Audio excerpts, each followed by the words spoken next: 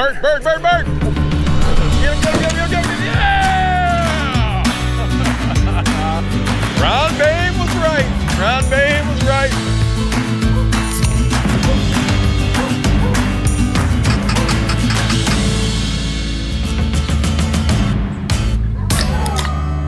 I'm feeling spry.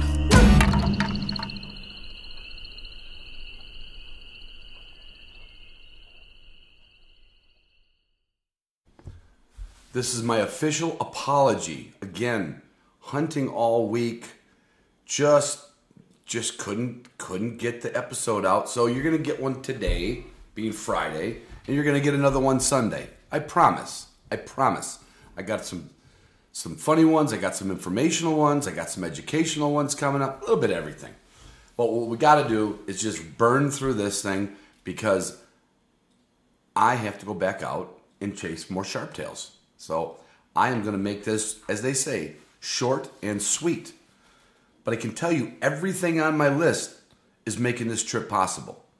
Right from my patrons who generously give money, possibly for a discount code or possibly for philanthropic reasons, whatever the reason is. Could be that Zoom room we do. Could be. I don't know. Hard to say. Could be the Zoom room. Could be any of the extra content we put out. Whatever it is, I thank you patrons because you also financially make this trip possible. And of course, all my other sponsors, the real big dogs in the outdoor world, like my title sponsor, OnX. Well, OnX is synonymous with bird hunters now. I mean, there isn't anybody that I'm serious. I've run into so many people, plus the big crew that was out here, that nobody doesn't have it. I don't even know why the other companies even tried. I've gotten lessons. I'm getting better with OnX thanks to Trent Hardy. I mean, he's like schooling us in the morning. Like, all right, guys, listen. Here's how you use it. Look at it. Turn on topo, turn on semi, turn off satellite. It is such a tool, and Trent's made it it's almost like cheating. Every time he walks back in the kennel, there's more birds, him and Heather. And I'm like, well, that's because I e-scouted. So there. I've been walking around in pike gear. I've been walking around into the days that were hot, I couldn't survive without my Kiowa shirt. And the days that were wet, would not have wanted to do it without my pike pants. So there, I mean, there's everything you could need. Technical clothing for the upland hunter. Boss shot shells. I have not, I'll be honest with you, I did not kill a lot of birds this week. I don't have bloodlust anymore. I'm not mad at them.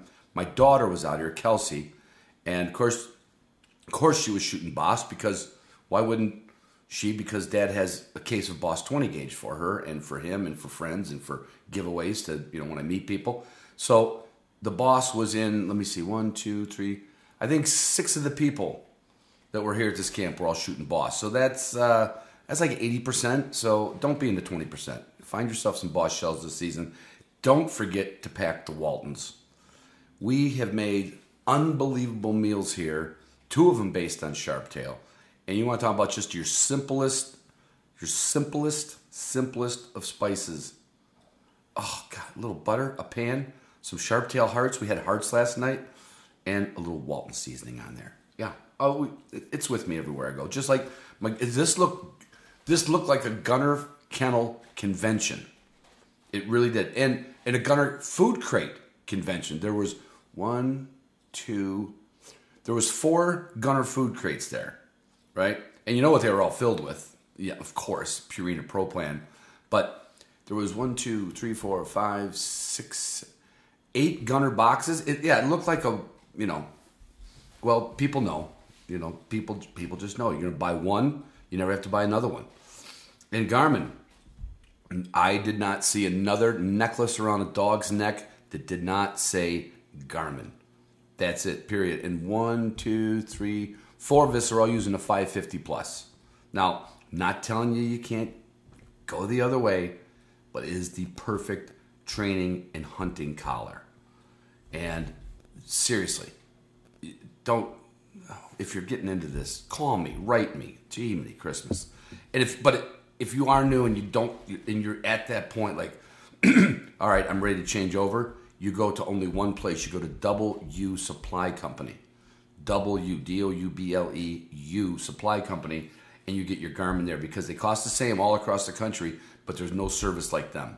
Of course, I wasn't sleeping in my four-wheel camper. I was not sleeping in my four-wheel camper this week. My daughter wanted to sleep in it because I was going to offer her my bedroom here at the house we have. And she goes, Dad, I would love it. She and her husband, but for one, they're going to probably steal it from me on several weekends. Two, she's like, it's just unbelievable. I've never seen anything like it. Well, done. And guess what I got her? Guess what I got her? I got her Mossberg shotgun. You know, she's not a large woman. She's not long-armed. And I had a Mossberg. This is before Mossberg was a sponsor. I had a Mossberg. I said, you got to shoot this. Because I was actually having her shoot an old English double of mine that's actually cast for lefties, and she's a lefty. And after her second miss on a covey of Huns, she goes, Dad, can I go back to my old gun? I said, of course you can. You can go back to Mossberg. You should all go back to Mossberg. They've been around 100 years. With Purina Pro Plan and K9 Athlete, our dogs are performing, well, we're getting everything out of our dogs that we put into them. And what you put into them is quality dog food and quality supplements. And that's a simple thing. Gum leaf boots did keep my feet. I only had to wear them one day, but thank God I packed the gum leafs. Thank God Jack's back. So if you are getting ready for this fall, and fall can be all wet, rainy, misty, dewy mornings, or October rains that never go away and we hate them, you'll be a little more comfortable in your gum leaf boots. That's it. I mean, I could yammer on about the HDP store and the Upland Institute. And anyway, this episode I did when I picked up a custom-made dog kennel. Now, this is not a portable, variable type kennel. You know, like the Gunner that you can take in and out, put it in and out, roll it, put it, strap it down, take it back out. This is one I had generously built for me to fit the inside contours after my four-wheel camper was installed on my truck. So I had all kinds of engineering feats and marvels, and I sent them as many drawings and dimensions as I could in Alder Grove Dog Boxes in Sturgis, South Dakota. I'm telling you what, if you have a dream, now, and I will tell you, you're not going to hear about it on every intro, but my God, Brian just did me a solid. I got introduced to him by Buddy and Jason at W Hunting Supply. He makes these boxes for houndsmen. Watch out. He's coming to Pheasant Fest along with W next year. And if you ever had something like, boy, if I could customize a box, like to do this, this, and this, and this, if you can read a tape measure, tell them what you want, it's amazing. You look on Instagram, there's some pictures of them. Unbelievable. So thank you, Brian, and thank you, Alder Grove Dog Boxes, for making that fit. So now I can do that on the bottom. I got a center one, then I got a gunner to the left of me, gunner to the right of me. It sounds like a song. Guns to the left of me. Anyway, so love you guys, love you girls, and I'd always love you girls better. That's for you, Heather. All right, so I am sitting in Spearfish, South Dakota, with Brian Cerelli, and a big shout out to Buddy and Jason at W Hunting Supply, because they put me in touch with Brian when they found out I was getting a camper that fits like a cap on my truck. And they said, you need to talk to Brian about a dog box. And I was like, you're damn right I do. So I'm so glad they put us together. Give me a little background, Brian, on how this came together, Alder Grove Dog Box. Yeah, so I've worked for the same company for 18 years now, and I started when I was 18 years old, and I already had some dogs. I was sort of coon hunting, and then I got on some bear permits with a few guys, and, I needed another dog box, so I made something out of, I'll tell you, the first prototype did not look like what we just picked up, but this is like after hours work at the shop? Yeah, this was after hours work, what was left over in the scrap bin that I could make something out of. So we put something together, and it worked, and fit, form, function kind of deal. And then the guys I hunted around asked if I can make them boxes, and it's one of those things that I don't know what the terminology is, but it organically grew into a business after years of doing it.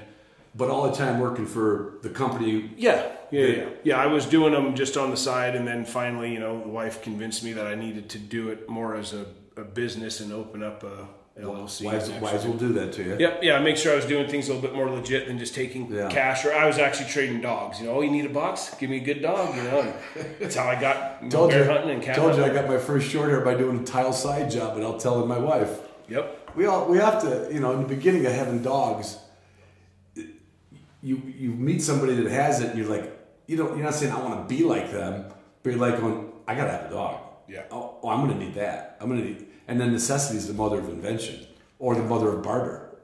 Right. It's very true. Yeah. What made you? I mean, did you have a background as engineering in this stuff or welding in this stuff? What was your background to where you? No, it was not working with metal. I understand it on a surface. Yeah. But how did you? It sort of was just one of those things where I seen magazines. Full Cry was a big hound magazine back then, and you'd see guys with a box. Sometimes there's a nice diamond plate one, or one's out of wood, and you sort of get ideas.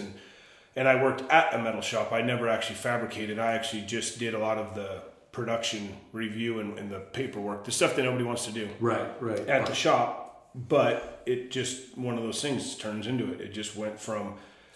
Well, I sort of like how that guy's door shut, or I'm not saying I took their ideas completely, but a lot of it just came from being in the woods and being around guys that it just opened the door to, well, that guy has it like that for that reason, and this guy's like this, and well, I don't want to even to the cheapest plywood box, but somebody thought about making it a slide that would cover all four holes or something. Exactly, or a recessed door, and you're like, man, I wonder if I can make that out of metal. So I tested one or a drawer on a box or something like that, and. Even like now, I made a wood whelping box, and then now I want to make a stainless whelping box. And maybe somebody else will want one. Like, you had your opinions on what to change, and exactly, it's just like that. You get bored at work sometimes. And it's just like, what else could I do?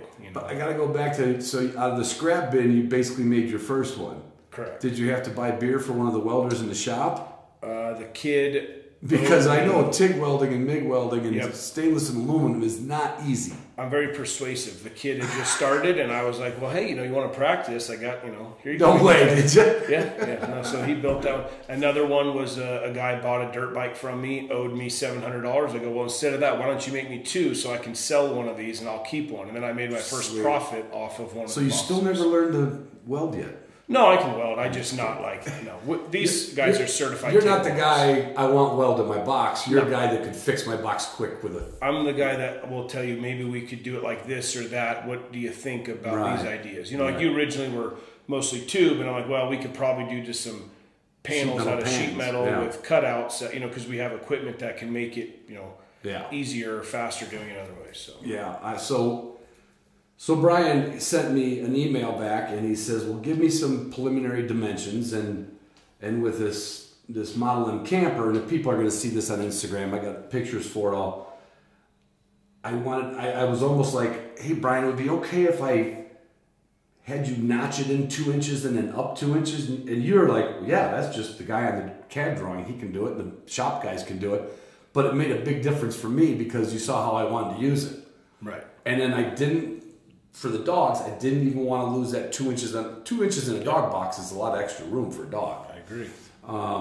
Then a removable top one, it's pretty damn slick. And you were at Pheasant Fest last year, correct? And we didn't run into each other, but you're going to be this year. Yep, I'll be there this year. So will W Supply. But yeah, I last year was just a lot of learning experience. We brought a couple, and I brought 4 boxes. We sold them all. I actually brought some game cleaning stations that were out of stainless steel, where it has like a sink, and a guy can do a rabbit or pheasant or whatever. Something for the garage or something for the field? Garage. You can wheel it around in your garage. Oh, that's cool. Yeah. So, and I don't have one here. I was going to show you, but we brought 2 of those. They sold right away. I mean, Friday those were gone. Yeah.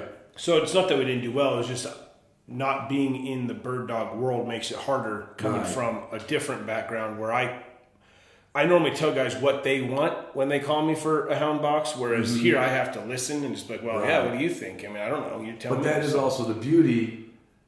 There could be the guy that's like, I really want it this way, and everything's doable in this kind of fabrication world. Yeah.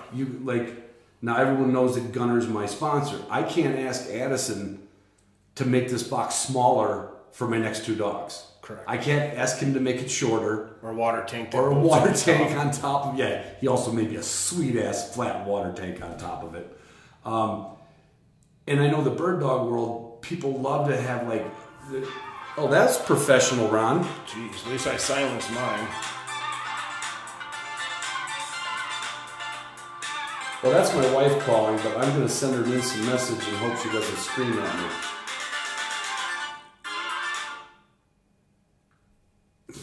I hit the recording of podcasting. It actually came in handy for once. There you go.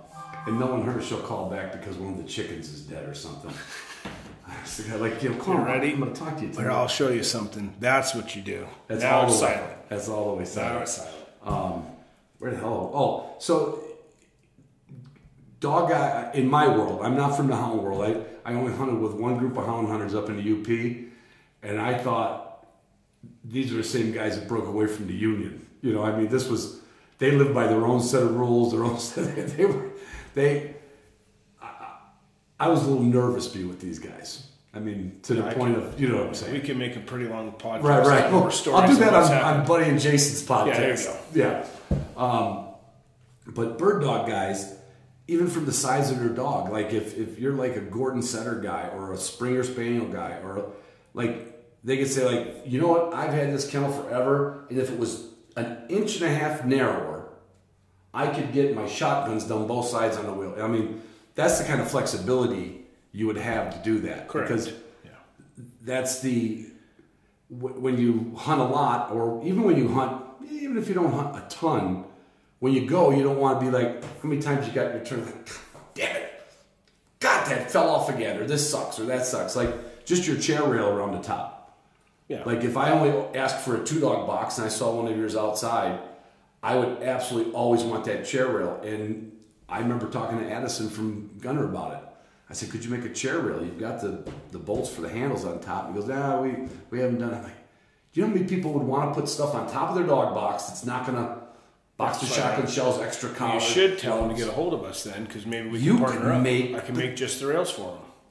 He already makes the boxes. Bingo. There you go, see? Ooh. Wait, I'll have to edit that out. Okay. We'll have to...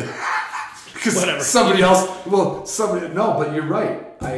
I actually had a guy that was learning, a kid, when you said you had a young guy start welding for you, I had a guy that was playing with stainless decent, and he welded me up a little tray, and we just drilled a hole pattern to go on top of that gunner. Yeah. That way, when it was in there, I could still pass my strap under those tie downs, and I could just, because I'm a guy who likes a junk drawer. You helped me empty my truck. Yes. I'm not organized. So you're going to be you were at Pheasant Fest last year. You're going to be there this year, right next to W Supply. Yes. No, half of my sponsors are going to be there next year. It's going to be great. It's going to be cool.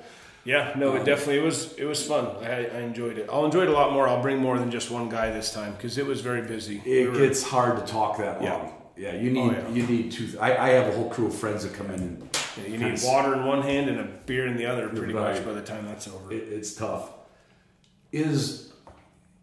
Are you ready right now? And I should have asked this before we hit record, but I'm a knucklehead. That's all right. If someone wanted to get a hold of you right now, they could give you a format idea just like I did. Okay, so it's not like it's not like a relaunch. Of no, so like that. For like 10 years, I was doing it just me and one guy, doing everything. Right. And then about a year ago, got busy enough, and I had enough backing with the company I worked through to take on doing it like you've seen. There's 10 different guys out there, and 5 of them are building boxes. Right. So yeah, we have room to expand, and my lead times are a lot less on custom boxes. I mean, a lot of people were waiting months before, where now they can just wait weeks. Wow. On custom boxes. That's pretty damn fast. Yeah, so we're we have most everything on hand, and being here in the, I guess you'd call us Midwest, we're real close to still be considered Western, but being right here on the South Dakota-Wyoming border, I just feel like we should branch out a lot more into the bird dog world, just because it's what's around here too. Oh yeah, I mean Kansas, Nebraska, Texas. I mean a whole. There's just a lot of us out here. Yeah. I mean you might see a few hound hunters wherever you hound hunt. But when you drive across I-90, 94, or 80 in the fall, all you see is trucks with some kind of dog box or some kind of emblem that says Pheasant Forever. But not my dog box. That's the whole point. Your dog. Well, they will. Pretty soon. Pretty soon. So yeah, like we were talking, I'm trying to work up a nice standard box that will appeal to everybody. Not everybody will agree. The masses. Yeah, we're trying to come up with something that you can click and buy, or just call me and say, hey, how many of those do you have? I need one in stock. Box that we can take, and I'll bring 4 or 5 of them to Pheasant Fest, this upcoming one. Probably different sizes. I mean, the one thing I noticed is a lot of guys do like having a full size truck. Right. So we will make them, like the one I was showing you, 48 wide. So it'd be something that's big enough that either 2 or 3 whole boxes. But yeah, I don't want to reveal everything, but yeah, I do want to get to that point where a guy can be like, well, that's the best one I can buy, and just click and order like they can do with hound boxes. They have all the options. There'll be zero buyer's remorse. I'm hoping that's what we're going for. Yeah. So because I've seen people vamp up a lot of stuff in their truck. I mean, they're pretty handy, but they're using Home Depot products to do it. Right. And when you can kind of use your imagination and then you to build it. Yeah. You can kind of get what you want. You'd be pretty damn happy with it, unless when the damn auto manufacturers start tapering their truck boxes and but that's not your fault. Nope. I told you. Truck beds change, we'll change with them. Right.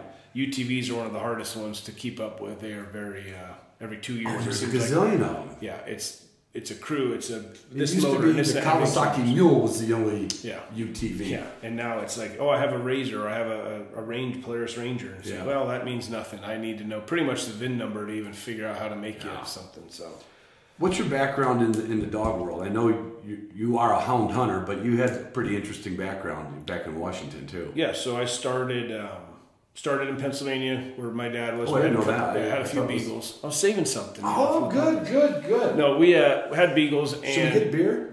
No, we can't. Pennsylvania. Had a couple 100 acres my dad owned. He put a cabin on, and that's where I grew up. And he had a couple beagles, but they weren't just rabbit dogs. They were. If it flushed up a grouse or quail, he was shooting it. Anything that flew in front of the 12 gauge was getting put on the table at night. So that's where that was my PA. What part? Right. Well, it'd be somewhere most people don't know, but up in the very northeast corner, about 8 miles from New York. Okay. Scranton. Yeah. Or Storuca was the town that I was, lived in, but Susquehanna was the school I went to. There were still some good grouse numbers around back then. Probably. Yeah. I know we ate.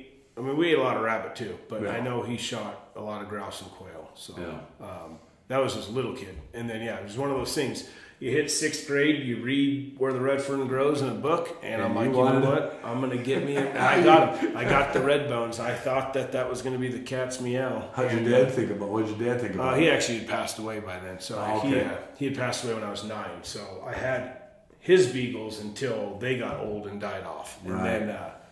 And then, so anyway, we moved out to the other side of the country, pretty much in Oregon and Washington.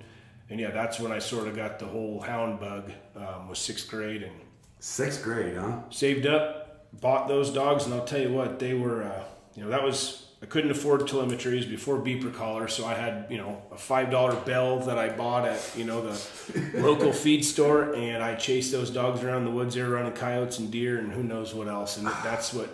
But it was being so unsuccessful forever with them. They were 3 years old probably before I even caught a coon. I went out all the time. Oh yeah, I hunted those dogs, and I finally, and I'll never forget the first time they actually treed something that I was hoping they would do. And and anybody that's listening, if you've ever been to Oregon, the mountains, they're pretty thick and treacherous woods, and I was out there with a flashlight, and just like you read in the books, trying to do it, and.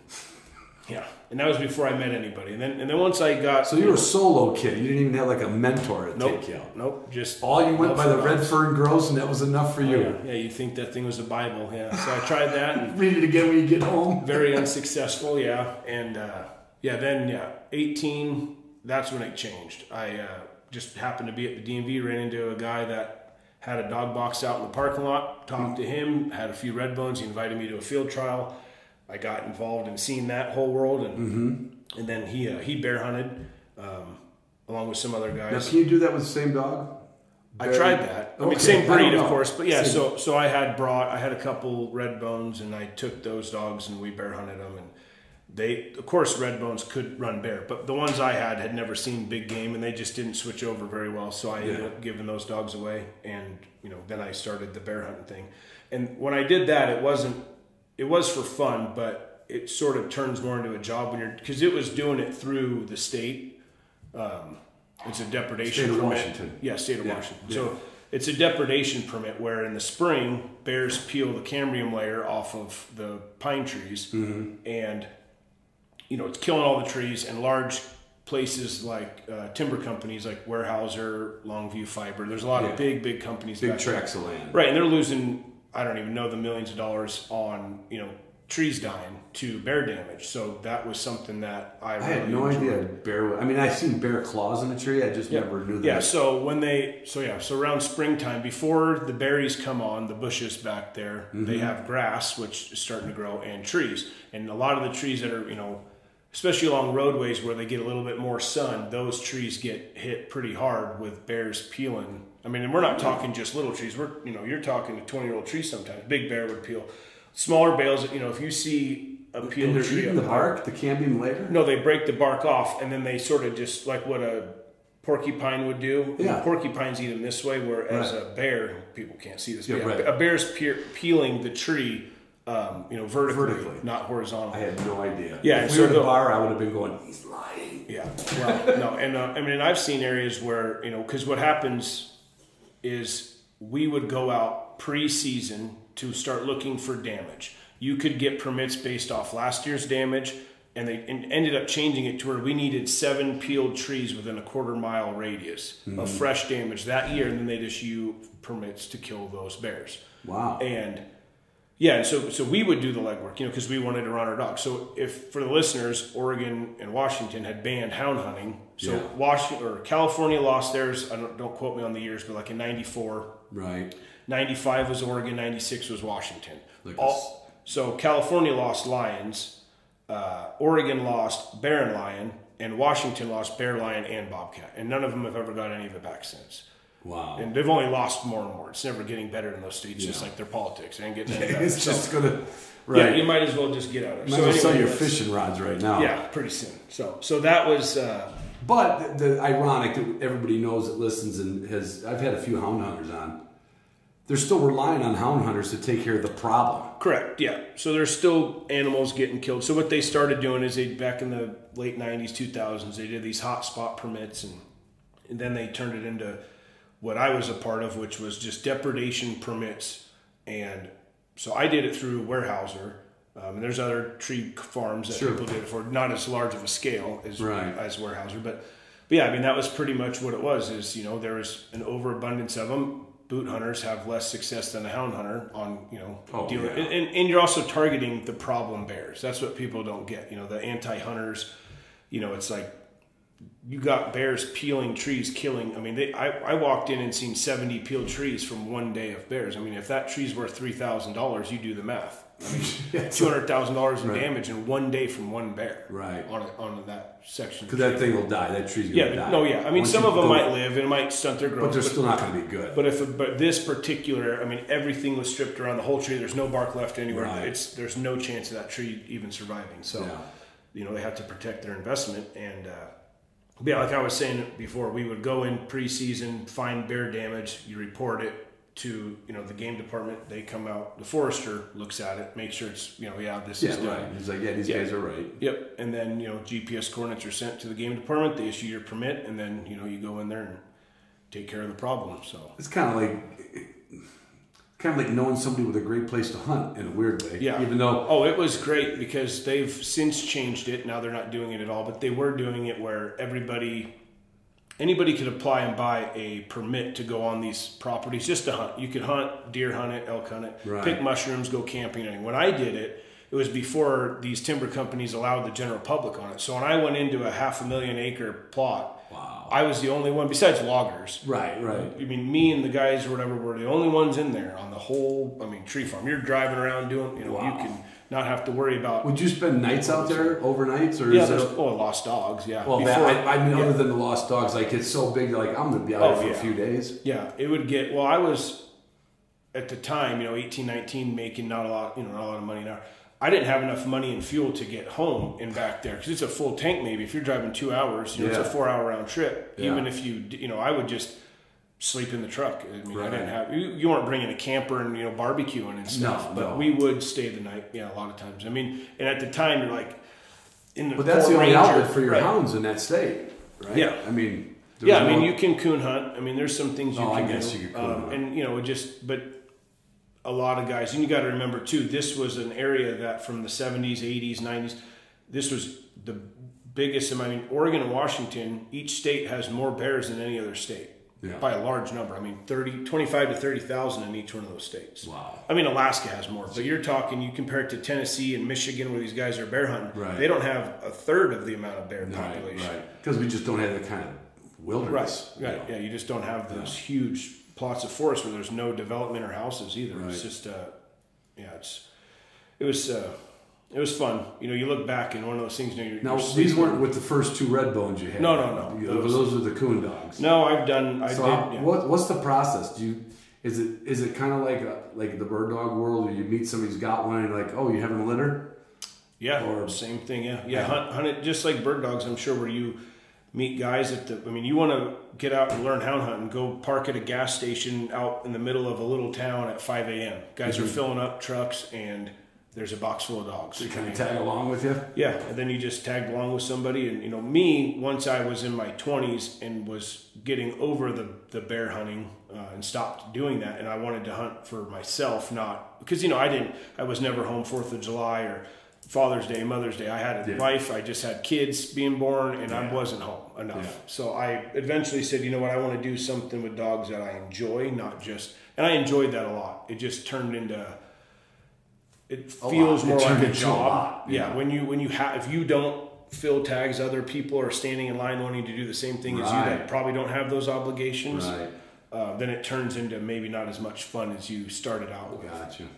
So then, that's when I started doing the bobcat hunting. So that was legal, bobcat?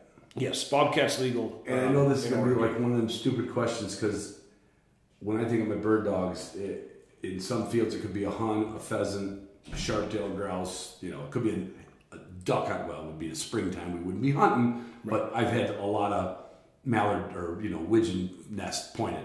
It's a bird on the ground, dog points it.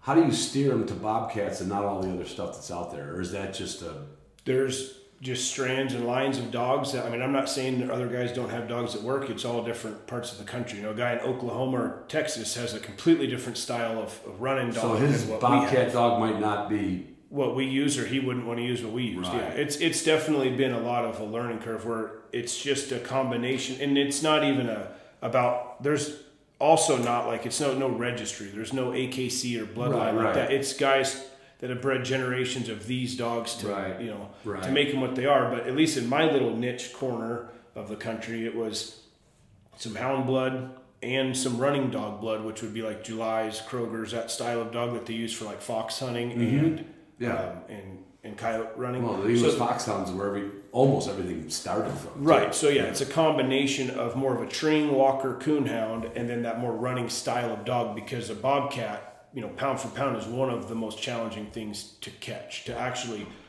and everyone does it different, but there on the coast of Oregon, Washington, California, you don't get a lot of snow. There's years you might not get any snow. So we're hunting dry ground. Well, not dry, it rains, but it's not snow. You're not finding tracks in the snow to put dogs on, which, at least that way you know what kind of game it is and what direction it's going. Where we're relying on the dogs to rig it from the box, come down, find the track themselves, and then, if they're trailing and they start getting quieter that way, maybe you pull them and you try it the other way. The other side of the road. Right, you might have to go halfway down the road, a quarter mile, and then they find it where it left the road again that direction, and you come up empty-handed on both ends. And again, I'm going to ask some bird dog. That's great. Hit me in the head questions. Do they still get confused, or once they do enough of it, will they just stay on bobcats? Oh yeah, and there's again people would disagree. Everybody's going to disagree. You should see my DM comments. Very few real straight bobcat hunters, dogs like what I've had in the past and the guys I've hunted with will not take a line track. They won't strike them. They won't trail them. Really? They won't train. I'm not saying you never could have one. Well, dogs are capable of indiscriminate sense. So obviously, Yeah, I mean, it's cable, but I just think of the... I've owned dogs that would strike and run and tree a lot of bobcat, and it's never, 8 years old by the time I sold those dogs, and they've never once put up a lion. And I hunted where there's lions, there's no doubt. Right. I see a track in the snow, and they never strike it, Wow. and I'll see a snowed-in bobcat track in the snow, and they'll still hit that. Really? Well, sometimes. Yeah, in the best case scenario. Yeah, best case scenarios. So, and there's a lot of guys that catch both, and those are combo dogs. The guy hunts bear, lion, and cat, or he hunts just lion and bobcat, catches both of them. And I don't know that country other than looking at it and driving through it. Like, you said you watched me with Steve climbing the hills in Montana. Even in my prime, walking every day on factory floors, I probably put on 12, 15 miles a day putting in racks and conveyors. I still never liked hills. So you got to get used to the hills. Yeah, so take Montana's hills, but you can't see your hand in front of your face because there's so much brush. Yeah, I don't. So is there a piece of it with, and this is just maybe a biology question. So bear, lion, bobcat, is there certain elevations you can kind of count on they won't be, or could they really be anywhere?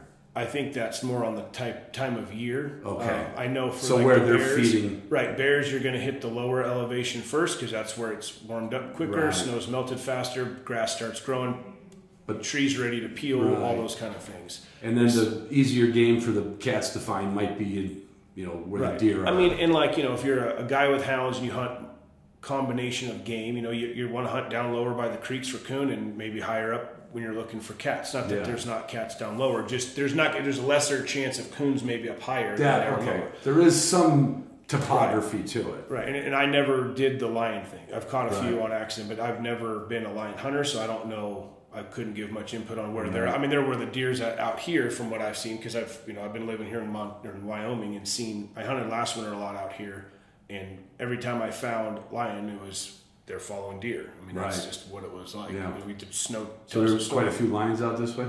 Yeah, from what I've told, so don't quote me on it, but I've been told that this unit right here where you're looking at is one of the most sought after. And 4 years ago it was in a magazine, and it was the most sought after unit in the entire country for lion hunting.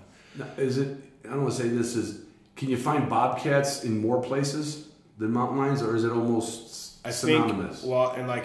Of course, we're not talking east of the Mississippi, but right on the Oregon where I was hunting before, they were pretty much all in the same areas. Because where you find good jack fir reprod patches of trees where there's lots of quail, grouse, rabbits, do you find bobcats? Well, there's also a lot of deer because they're not spraying pesticides or spraying anything to kill off the underbrush. So deer also have browse for the deer, right? And then deer live there, and so it's just all of the game in general are more prevalent there than in those thinnings and clear cut areas that are being managed. Right. So if I could look at country and go, I'm not even going to box my dogs for that because the chances are 99% I'm not going to hit. You're not going to hit a what track. I'm after. I'm going to go over. So you follow terrain. You follow terrain out here where it's. This country's a lot more just natural. It's just they thin it. It looks like this for... It looks similar everywhere, yeah. So, where there's lions here, there's not bobcat. Where there's not bobcat, there's not lion. Gotcha. This is more of like a line in the sand. If the deer eating the grass up in this area, there's lions.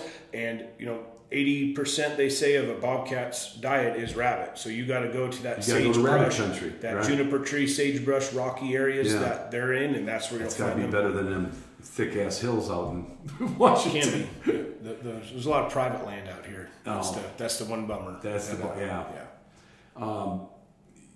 and this is just another Ron question. Is it the time of year? Obviously, there's times of year houndsmen are allowed to run on dogs, just like we're allowed to run on birds, but no kill season. Right. What's the kill season like for bobcat? Or do you just tree them mostly to tree them again the next? Because I know a lot of hound hunters, especially if there's not a lot around, they're not going to shoot everything because... I don't know anybody that really kills them.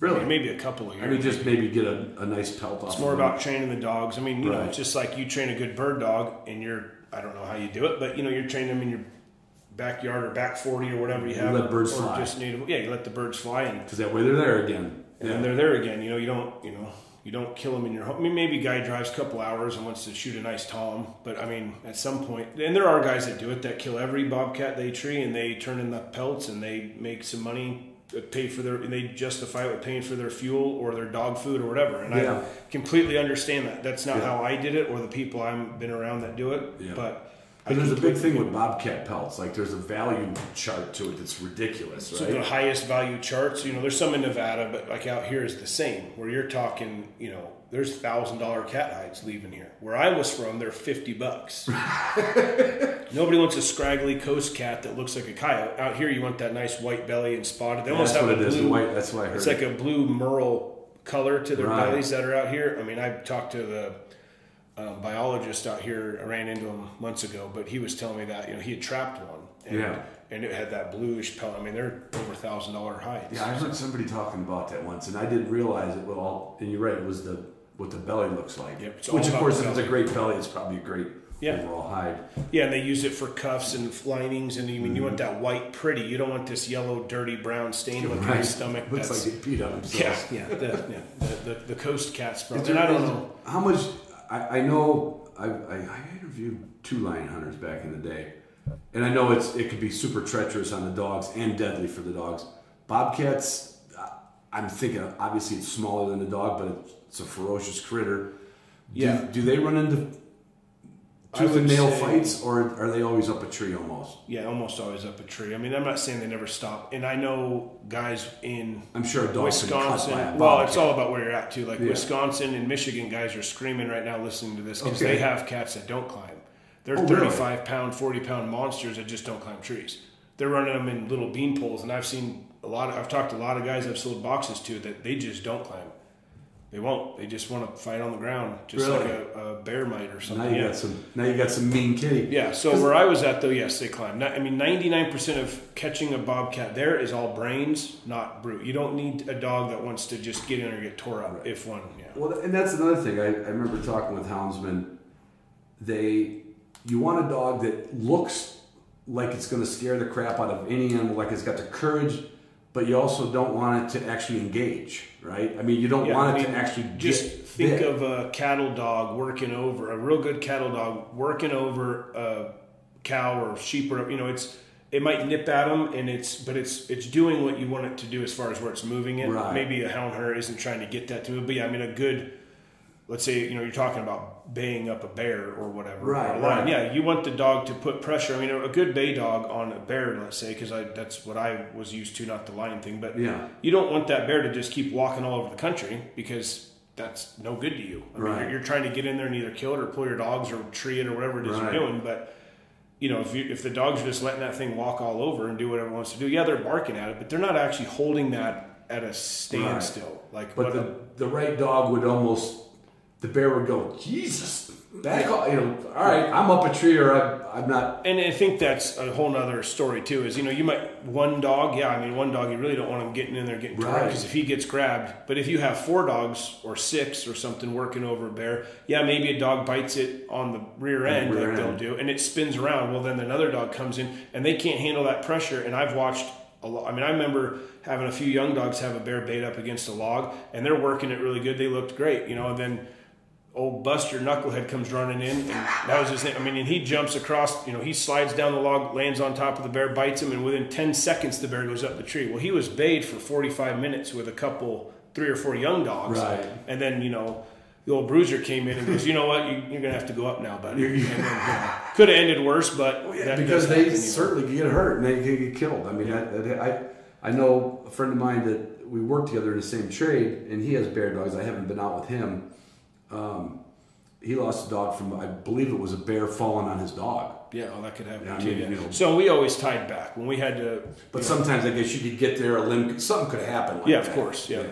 No, but we would always tie back. I never did any of that for the bobcat. But if you're bear hunting, a lot of guys will tie back dogs just for that exact purpose. This thing's falling out, however high up, and it's going to hit the ground. My friend got hit by a goose once. That was enough. Smack in the chest.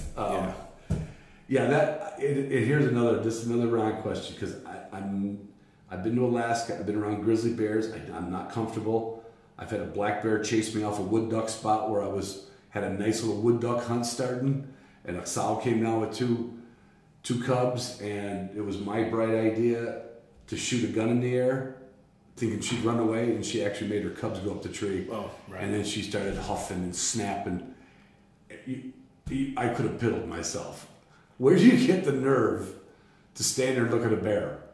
Normally when they're up the tree, they're not in a bad mood, I mean, they might be mad. They'll huff and puff. I've had them, decide to defecate all over and it gets all over your dogs. That's never really? Oh yeah, they'll do stuff like that. But I mean, generally, and they'll come down. But when they come down, they come close to the ground where the dogs might be if you don't have them tied back. And I mean, they're jumping off and they're running. They might run right through you. I've had that. They're not looking for a 3-minute round with you in the ring. They're generally not. No, I mean, unless they're injured or that doesn't mean that there aren't some that are just an ornery.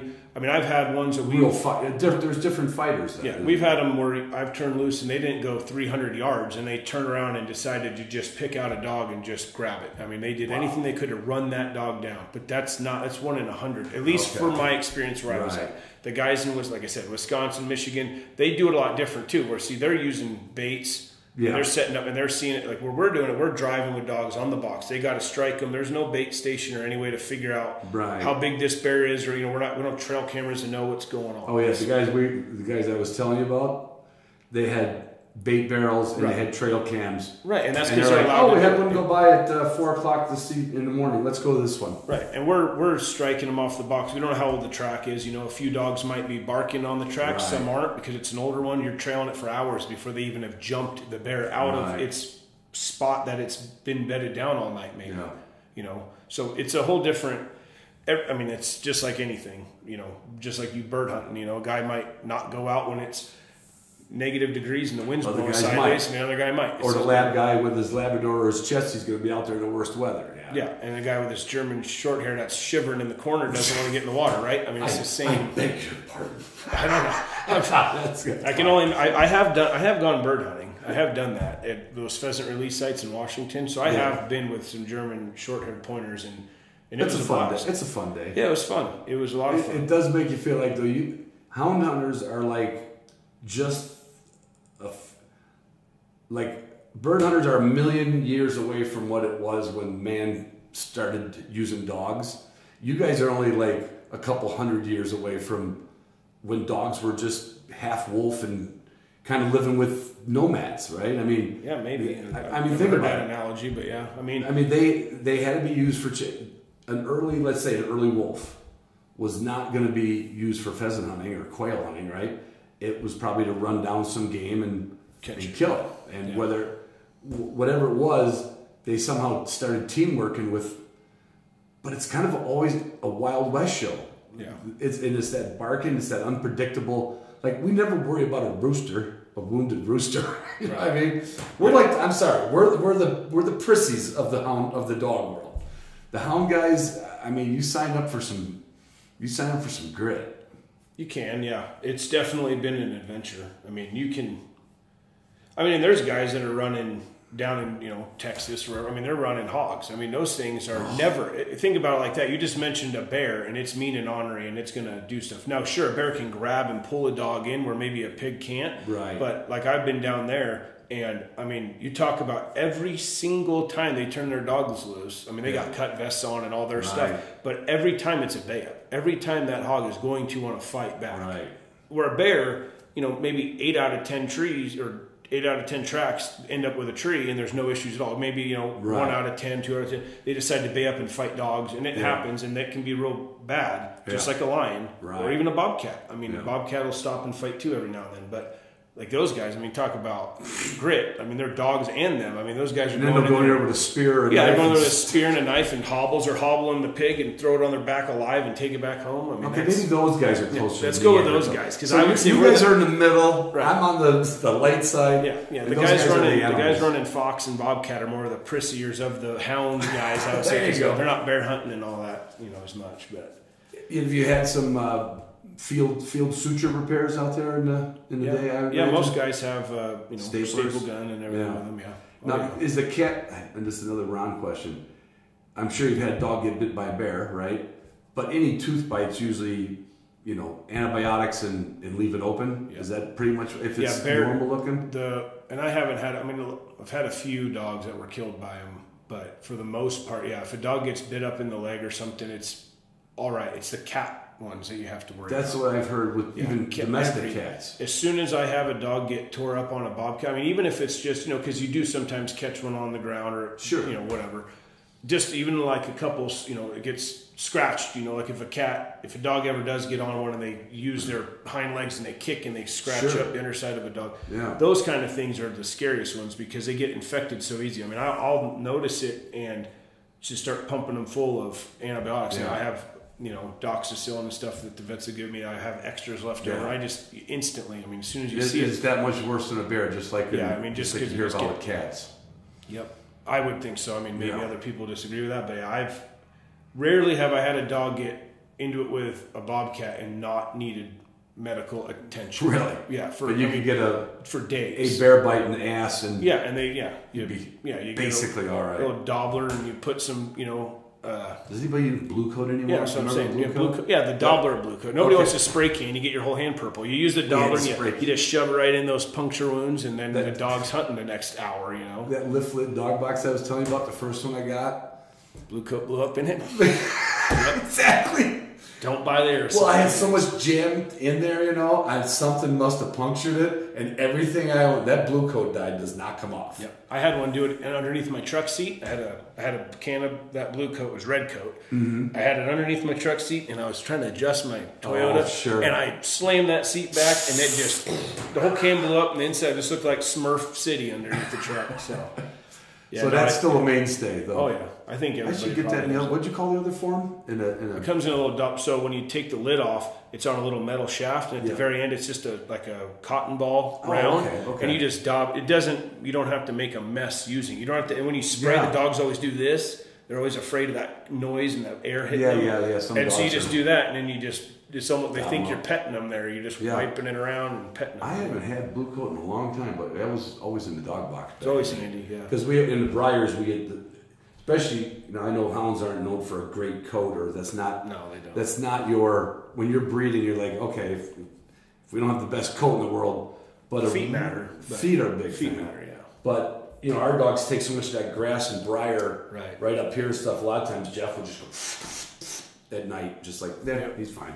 Yeah, another thing I've never noticed bird dog guys doing, but beagle guys do, because I also run beagles. I have beagles too. So. Still after even when you were a kid, you still got them? Mm-hmm. I have got 9 of them. So I've got a whole pack of little rabbit dogs. But one thing that I've always done is, you guys, your guys' dogs are in those briars, the thick stuff. Mm-hmm. Tails are moving, and I feel like the tails get beat up on. Oh, they can. But with the rabbit dogs, I always just take duct tape and about that long of a piece, about 10 inches, and fold it in half right on their tails. So when their tails are out, and they're just whipping, because their tails will get so raw. There's just no skin it like this. Yeah, like duct tape, like that. Yeah, just like that. And I've never seen bird dog guys do it, but I've seen not the stubby bird dog tails, but the longer ones will have just a calloused end with no hair left, and I haven't had that problem, but I know 2 dogs that do have that problem. And they bleed, and they don't ever, like I've seen it from guys down in, well, Kentucky. They don't heal up. Yeah, they just never heal because you're hunting them too much. I'm sure if you laid them up for weeks, they heal right up. But if you're, hunting them all the time, I learned that trick from a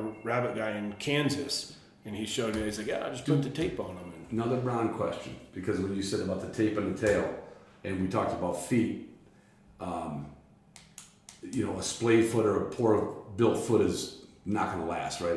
When they call it splay foot, or what do they call it when it's tight, like a cat's foot? I call it cat foot or coon footed. That coon footed dog's got a big opening, and when they're in the rocks, they can rip easier. Like a flat footed person compared to a. I guess. Yeah. I mean, everybody. But a cat foot would be a real tight. That tight footed, almost you can see the bend in the toes and everything. Yeah. I mean, and every guy has. Do you run boots on them? No, I never have. I had a black and tan coon hound mix plot dog that had really bad feet, and I did everything I could, and I finally got a set of boots for him, but I just felt, I just didn't feel like he could truly run and get, they got to dig into that bank to pull up a hill. I mean, you're going miles over all this different terrain. We're not talking about soft rollers. Crossing a river, swimming, and then the other side of the bank's rocks. I mean, he just couldn't do it. It just didn't, it probably would have saved his feet. I ended up not keeping him because of the feet issue. Yeah. But I think once I switched over to the dogs that I've currently had, their feet aren't really genetically you just genetically got out of stuff bad like feet. That. Yeah. I mean, when you get a Heinz 57 dog that's mixed up with everything, who knows? But once you start, when the generations before that, you're talking to the old timers, and this is a 7th, 8th, 20th generation of dogs, and they all had good feet. We don't really need to worry about feet anymore at that point. That's another thing. When I've met older hounds guys, they can quote chapter and verse. Who owns what line of dogs and what dogs out of who. You meet a bunch of bird dog guys, the best they can tell you is who sold their dog to them. Yep. But I've met hound guys who are like, no, that was out of Roxridge. No, that was out of Smisty Thoroughbred. And it's like, you guys keep it in your head like a Baptist minister keeps the gospel. Well, it's because it's a smaller... It's like your breeding registry almost. Yeah, it's in your head. It's in a head. So that's the other thing about the dogs I've always been around is there's no papers, no one's registered dogs. I mean, there are some, but in the coon world, competition coon hunting, I got a buddy that lives out here and he's doing the competition. They're going to be all it's a huge UKC deal. registered. Oh yeah, if you're not a registered AKC, UKC dogs, and it's all that all matters. Right. And I get that side of it too.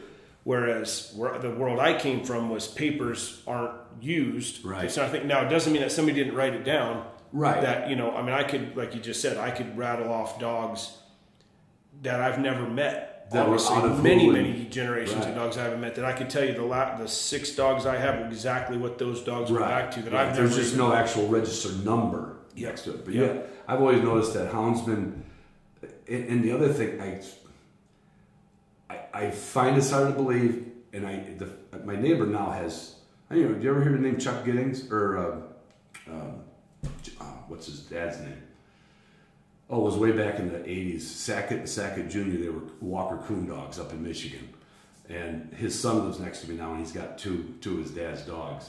Yeah, I've heard of the bloodline, but those are registered dogs. Those are all registered. Yeah, those are all registered dogs. Yep. God damn, where was I going with that? I can't remember. Oh, how you guys can tell the different voices. Oh, yeah, of course. To a novice? It is crazy to me that people that can't know... Like a good example, I bought 5 beagles from one guy, and his pack. I bought his 5 beagles. It drives me nuts. Within hours. Well, because you can see them too, and I can see that one when it opened. Right. And then by the end of the day, I could pretty much. The next time we went out, I bet you I knew 3 or 4 of them, no matter what, as soon as they barked their first bark. Just different. It's so weird to me. Yeah, they all sound different. But if you're running a pack of hounds, not even that. I could tell you when a dog struck a good track or it's not a great track off the box. I could tell you how old the track is. So it'd be the same cadence, but the intensity or how long the ball is, and I could tell you when they're on the ground how old the track probably is, judging on how much they're opening or what kind of bark. I could tell you when they switch over and jump the track, not by looking at a GPS. You're hearing the dog, with that chop mouth. Now they're really barking more, and then they switch over into maybe a ball or a double chop or something on a tree, right? And then you can tell how intense they're treating. Like I could tell you if they treat a bobcat. Sometimes I'd be like, well, they're probably looking at it. It's in an alder. It's not in a fir tree because of what they sound like. I mean, they even an echo factor or muffle factor. Just how different, how much more intensity there is in their voice and how much you're just screaming at it, wanting to get it out. I mean, they're looking at it, going nuts. I got you. Versus treeing and it's in a huge fur that they're not looking at the animal. They just smell that it's in the tree and they're just treeing like so there's a whole other tone to it. Or even like bear dogs. I mean, a guy that bear hunts or probably hog hunts can tell you they just caught it. I mean, they know that voice switches over when that bear is... Like I could have used to tell you if the bear's treed or bayed just by the same dogs if they're barking treed or are they baying that bear in that spot. Doesn't mean you're always right, but most of the time... We need to do a recording because... We'll do a game show. We'll just play recordings and let hounds guess. Exactly. It would be like a trivia game. Yeah. Okay. We're going to give you... All right, here's the deal. You're going to get me a recording noise of 4 of your dogs, and then I'll bring on the Zoom room when we do our Zoom room. I'll bring in all my bird hunting guys. They get to listen to them, and then you play one at a time. Was that number 1? Was that 4? Was that 3? I'll bet you none of us get it right unless it's one out of... That's something I've never thought about. No one's ever mentioned it because when the only podcasts I've done were 2 hound ones. Sure, you guys all know. Yeah, it's just not something you talk about. Yeah, that is a I've heard so many people say it, and I was like, and the same thing like with the competition coon hounds. Like the judge knows or the owner certainly knows. Strike my dog. Yeah, that's my dog. I've only done that once with Jason Doobie at Autumn Oaks. So we went there for it's a big coon thing they have, sort of like a pheasant fest. Yeah, it's like a night hunt thing. Yeah. So the coon hunters have their thing, and I was there selling boxes once too. And yeah, I mean that's another thing. Yeah, the guy has to call out strike my dog, and he has to know that the first bark was that mine or this guy's or that. I mean, he might have never heard. Now that guy has an advantage because he's never heard those other dogs, and he only coon hunts with that dog by itself at night, and probably knows his dog. But a guy running a pack. It's hard to believe there's that many different volumes and tones. Oh yeah, like 100%. That's like, I've never thought about that, but maybe that is something that the hound has just developed from being the hound. Because if there was 6 German Shorthairs out here, I could be totally wrong on this. If they were barking at a distance, even if I knew that, I do not believe I would. Because the only time we hear our dogs bark is when somebody comes to the kennel. right? Like the truck's pulling up, and then it's just says, I go, shut up. Yeah. You guys make your living listening to them. Yeah. I make my living shutting them up because you don't hear them. I don't want to hear them. No, that is a very good point. I never thought of that. It is a different. It's a different way of doing things, I guess, when you have to listen to the dog and know what to. I mean, that's just it. It's also, not to dive into it forever, but let's say you had 5 dogs that were all hunting, all hounds that you hunted, whether they're all the same blood or not, or bloodline. But you have 5 dogs, and you put them. They struck a track. They're starting to trail on a bobcat, and this dog, two of the 5 dogs are barking. Well, I can judge how old that is, and maybe one starts to not bark as much, and I'm thinking, well, now that track's probably backwards because these other ones aren't saying anything still, and this one's getting quieter. So I might tone and pull them back and try. It's like being Helen Keller at the same time. And then let's say now you have I call it a gauge. I always have a few dogs that are more. I've actually named dogs gauge because they had an average nose, and I can use them as a gauge. These 2 dogs might open on old tracks, and they'll bark and boohoo forever. Where these dogs only open once the track gets better. And maybe you have a young dog or even an older dog that's hotter nosed, doesn't have the same nose power, and it only opens when it's just about a jumped track, or it's only a running jump track when it opens. Right. And all of a sudden it's like, you're just listening to the music. It gets louder and better, and now you're like, that's the right direction, and they end up jumping. That's crazy. And running the game. It's a whole different world, that's for sure. How I always say when I interview somebody, I say, well, somehow I got to go hunt with you, but somehow I got to find a hound hunt that's not going to kill my old knees. Is a bobcat a grueling hunt? I would say that bobcat hunting is definitely not. Back where I was at, there, like I said, a lot of it's forest that's been managed by timber companies, so there's a lot of roads. Yeah. You always have an upper road and a lower road for most any hill you're on because they have a yarder up here, they're pulling timber up to the top, and guys down here cutting. And so it's just the way most big operation forestry places run. A lot of those run like that there, and there's enough game you can go out and do it. Out here, it's a lot less because there's not there's not enough need for it out here. Out here, you're cutting trail on snowmobile side by side, trying to do it. Right. So out here, I've had some hikes in knee deep snow that I wouldn't wish on anybody. It definitely out here, I can see why people make it. It's a lot less of a sport here because it's not as easy. It's not. I'm not saying it's easy there. I mean, to make the dog is not easy. To want to do it in those conditions is your lifestyle. Yeah, it's not like I'm going to do it once in a while. Right. And that's the other thing is so here's another thing. Great, you just brought that up. Certain game you can go if you went out and your bird dog was laid up. Now mentally he's not in tune. He's not in sync. He's going to be hard-headed, knuckle-headed, not listen to you as well because he's caged up. He's got kennel brain. Whatever you call that. But generally, like, let's just say a German Shorthair pointer we're talking about, you said, one goes 200-300 yards out looking for a grouse or something. Right. That dog, physically, even though he's got 10 pounds of fat on him and he's not in great shape and his feet aren't toughened up yet for season, he can still go out and hunt around for at least half the day. He'll still point a bird for you. Sure. But that bobcat dog or that bear dog maybe or, these other things, their game is always in shape, tuned up, ready to go. That cat and that bear every always, time could turn into a. But every day that thing is traveling, hunting, and doing what it does. So if your dog's not in the same tip top shape, you could go out and continually get beat by the courier after. Right. You could be beat time after time. I mean, dog still knows what that is. It's like an old fat guy can hunt with an old fat dog. Right. It's like you said, a guy could sit on a food plot and shoot a deer from a deer stand, whether he's 200 pounds or 400 pounds. But the 400-pound guy can't hike to the top of that mountain and go elk hunting for weeks on end. And you can never dictate that with big game. It's right. You got to be able to follow the dogs, and the dog's got to be in the shape to follow the dog. Yeah. Do you do a lot of roading with them and everything, or just I don't. So like what I would do is some guys free cast where you turn loose, or like when you guys go hunt, with bird dogs. just give a run. And some guys will road them. That if you don't have a dog that strikes the game, so for listeners, I get to they don't know what striking means. The dog is on the box, either tied up or loose on top of your box, or inside with his head out. Right. And they will smell. Hopefully, just like driving by. For us, it would be like driving by somebody barbecuing. Right, and you'll smell a barbecue and want to stop. It's the same thing. They'll smell that scent of whatever coon or bobcat or whatever it is you're hunting, and then they'll bark, and then that's when you stop to let the dogs out or do their thing. And and even that's different. Some guys want their dogs tied up. Some guys, like what I did, is they're loose. The dogs come off the box, they try to figure it out, and then they jump back up. I don't have to open the door to the truck. They do what their job is. And really? They'll just go out and they'll give you, it smells good, but... So sometimes what it'll be is, it's a piss post or a scratch. A lot of bobcats, just like your house cat. Oh. So in the middle of the road, dogs will blow up, and then they get down, and all it is they're just like Hoover vacuums. They go smelling and eating a piece of cat turd, and they jump right back on the truck because there's no trail. It's just 2 days ago. Been there. Yeah, it's been there. And they, just like anything else with a dog, their instinct is they have to strike and bark and smell that scent. They smelled the barbecue grill, but there was no bratwurst on it. Yep. So they said, let's get back. Bratwurst is gone. Where did it go? We could do this for quite a while. Let's turn it right back into the Alder Grove Dog Boxes. You're going to be at Pheasant Fest next year, right next to W. I'm telling my patrons they're going to get a real treat with this. One of these Thursdays, whether it's October, November, December, but it'll be before Pheasant Fest.